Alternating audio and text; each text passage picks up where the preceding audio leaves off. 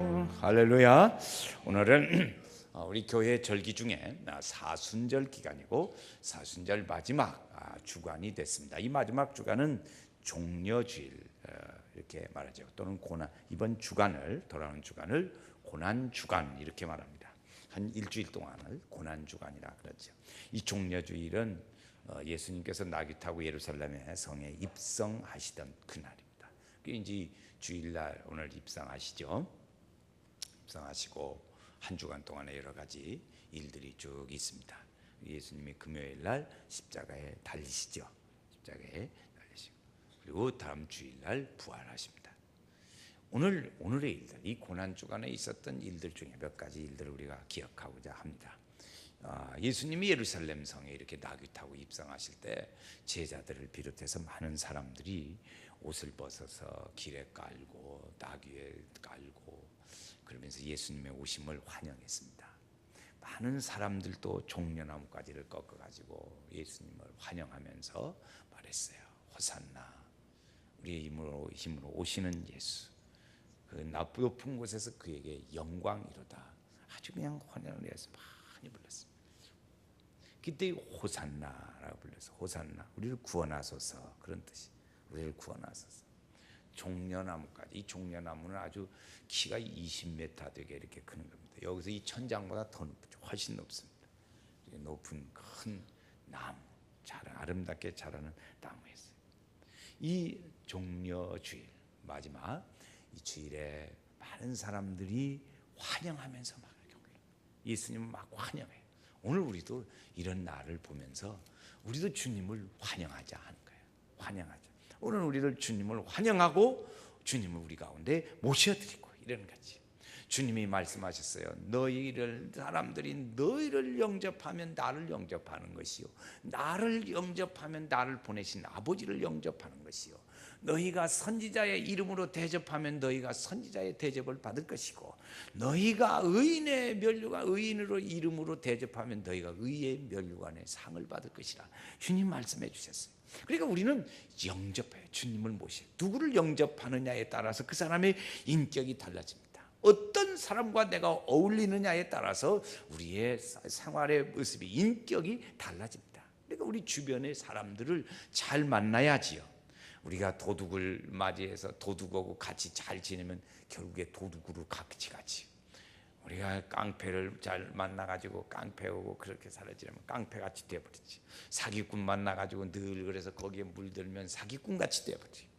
오늘 우리가 사탄 마귀를 자꾸 접근해가지고 사탄 마귀하고 놀면 사탄의 종이 되어버리지.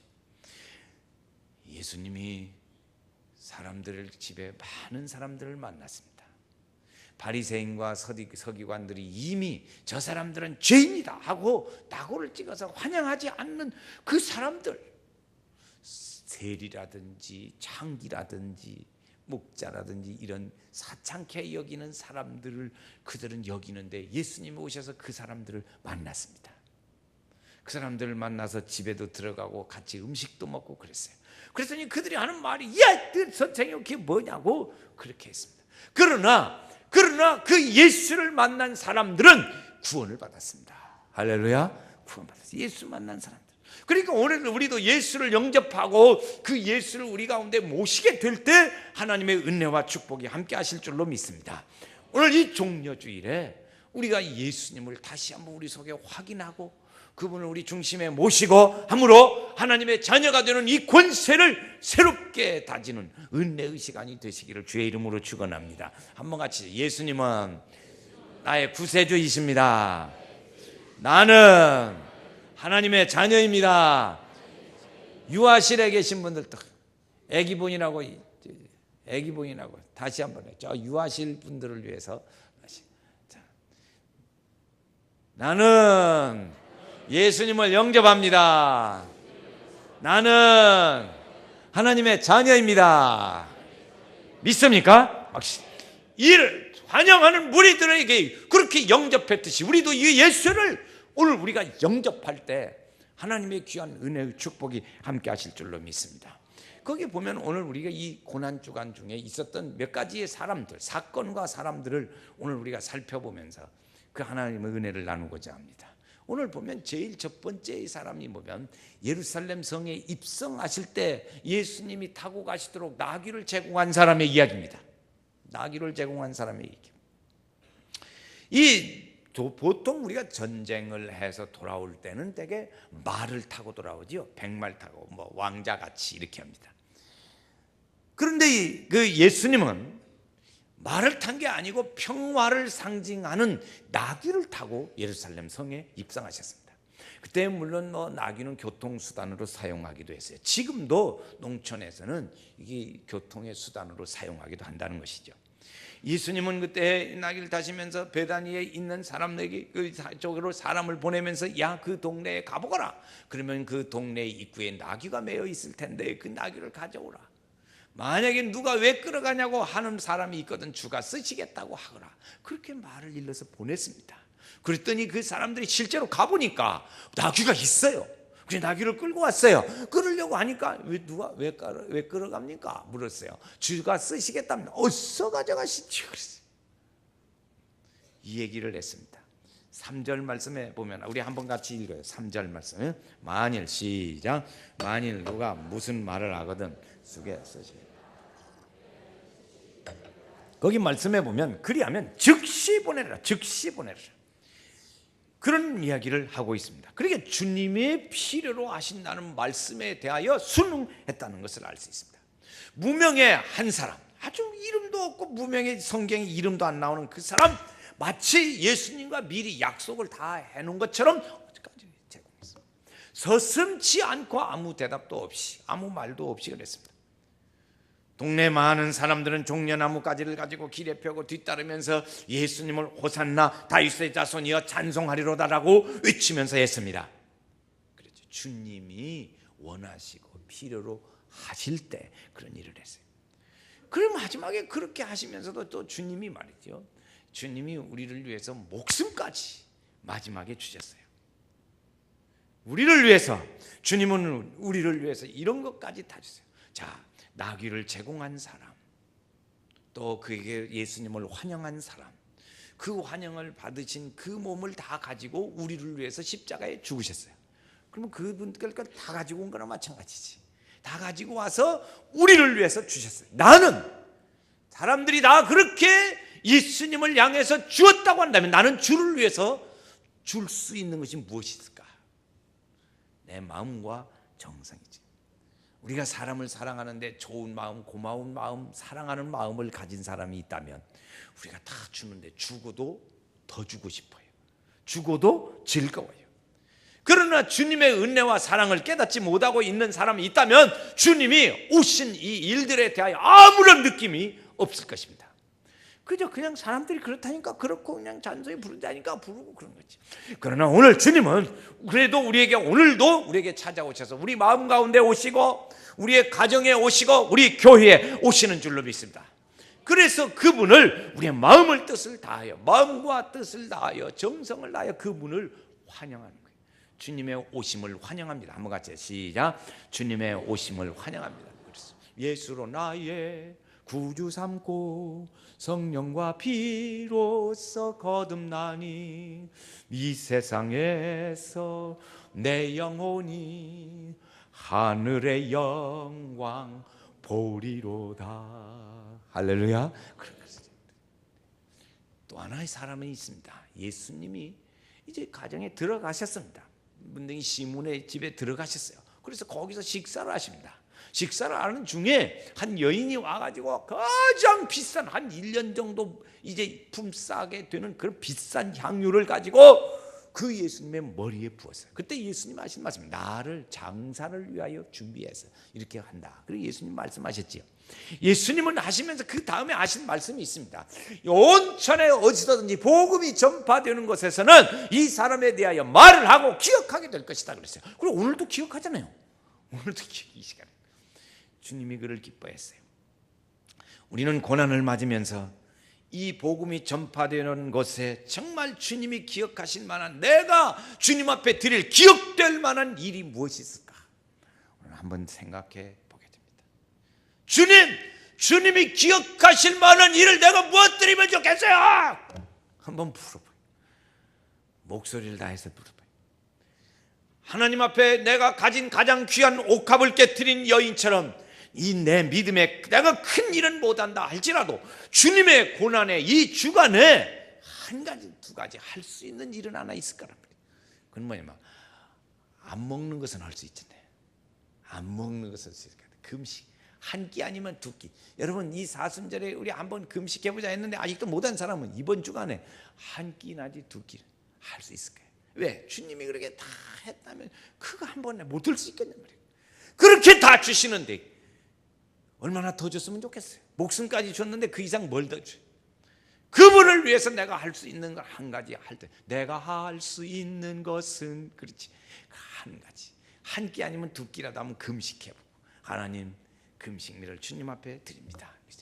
이번에 내일부터 우리 교회에 어린이부터 어른들에 이르기까지 똑같이 이번 주간에 하나 하고자 하는 것이 있어요. 자, 육신적으로 먹는 것은 그건 먹지 말자.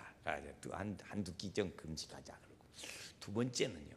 미디어 금식이라는 걸 해보자 하는 거예요. 미디어 금식. 요 용어는 새로 나온 용어예요. 뭐 그 우리가 아시죠?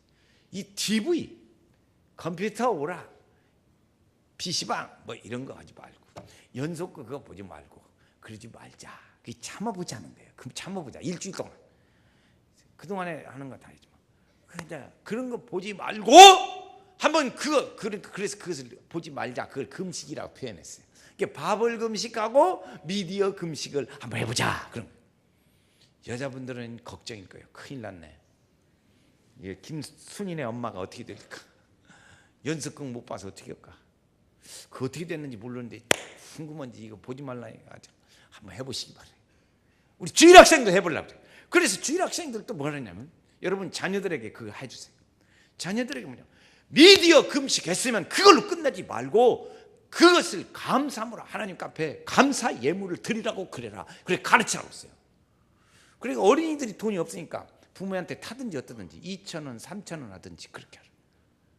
어른들은 밥 먹어 한 끼 금식하면 5,000원, 5,000원 이상으로 쳐서 하고 미디어 금식을 한 것은 그것은 어린이들의 적당히 맞게 2,000원 하든 3,000원 하든 돈 주세요. 주셔가지고 자녀들이 미디어 금식을 하게. 여러분 참 놀라운 것은 우리 교회 성도들 중에 자녀 초등학생, 중학생이 있는 그 가정에 TV가 아예 없다는 사실. 아예 없는 가정이 많이 있어요. 앞으로 금식 간증하게 하려고 합니다. 그런 분들 이게 간증하게 하려고. 그런 가정도 있어요. 그런 거는 가정은 금식이라는 말 별 필요도 없겠지. 여러분 우리가 주를 위해서 할 수 있는 이거 한번 해보자 하는 것입니다. 리처즈 목사님이라는 분이 아프리카에 가서 선교를 하시면서 누가복음을 가르쳤습니다. 누가복음을 가르쳤어요. 그때 누가복음의 6장을 가르쳤는데 그때 그랬어요. 야 거기에 너희에게 구하는 자에게 주라 그랬어요. 구하는 자에게 주고 가져가는 자에게 달라고 하지 말고 그리고 대접을 받고자 하면 대접하라. 그 말씀을 가르쳤대요. 그랬더니 사람들이 그때 말씀을 가르친 그 다음부터 어떻게 와서 달라고만 하는지 주세요. 주세요. 꼭 달라고 하는 줄 알겠어요. 그래가지고 그 말씀을 가르쳐서 선교사님이 다 그냥 주었대. 다 줬대. 그런데 나중에 줄 것이 없더래요. 그랬더니 그 사람들이 와서 하는 말이 선교사님이야말로 진짜 선교사네요. 그러면서 가져갔던 거 도로 다 가져왔대. 그리고 예수 잘 믿더라는 것입니다. 드렸더니 나의 생명 드리니 주여 받아주셔서 세상 살아갈 동안 찬송하게 하소서. 할렐루야.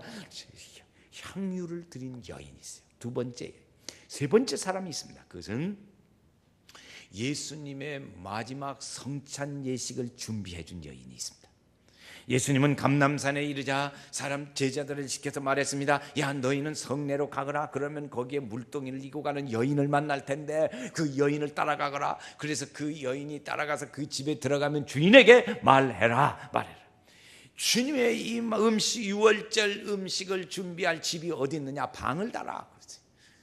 그렇게 하라고 그러면 그 사람이 다락방을 주거든 거기도 준비해라 그랬어요. 그래서 그 여인이 예수님의 마지막 최후의 만찬을 준비할 방을 준비해 줬고, 다락방을 준비해 줬고, 그리고 마지막 음식을 잡수실 것을 준비해 줬어요. 그랬어요. 물동이를 이고 가던 한 여인이 예수님의 봉사하실 다락방과 음식을 준비해 줬습니다. 그래서 이것이 사순절 이번 주간 중에 일어난 일이에요. 예수님은 전에 말씀하시기를 이제 여우도 잠새도 돌아갈 굴이 있는데 나는 돌아갈 곳이 없다고 말씀하셨는데, 그 사람에게 다락방을 준비해서 주셨어요. 이거지. 6월절 만찬을 잡수시면서, 그래서 그 마지막에 이건 내 살이다, 이것은 내 피다, 받아 먹고 마시라고 말씀했어요. 그런데 말이죠, 그곳이 마지막에 120명의 사람들이 모여서 성령의 은혜를 받은 그 자리가, 베드로 사도가 붙잡혀 복음 전하다가 붙잡혀 갔을 때 성도들이 모여서 기도하던 그곳이 변했어요. 그때부터 그곳에 그 일들이 있은 다음부터 그 해 후에 계속해서 많은 사람들이, 많은 수많은 기독교의 교회들이 그때가 되어지면 최후의 성찬식을 베푸는 일들이 있어요. 교회마다 이 성찬식을 베풀어요. 그래, 우리도 이 고난주간에 주님께 내가 무엇을 드릴 수 있을 만할까, 그걸 생각해 보게 됩니다. 옥합을 깨뜨려서 그것을 예수님께 드렸던 그 여인처럼 하지는 못하지만, 집을 팔아서 다락방을 준비하지는 못하지만, 땅을 팔아서 예수님의 무덤을 준비하지는 못하지만, 그래도 우리의 마음을 하나는 열어서 주님의 오심을 환영할 수는 있지 않냐 말이죠.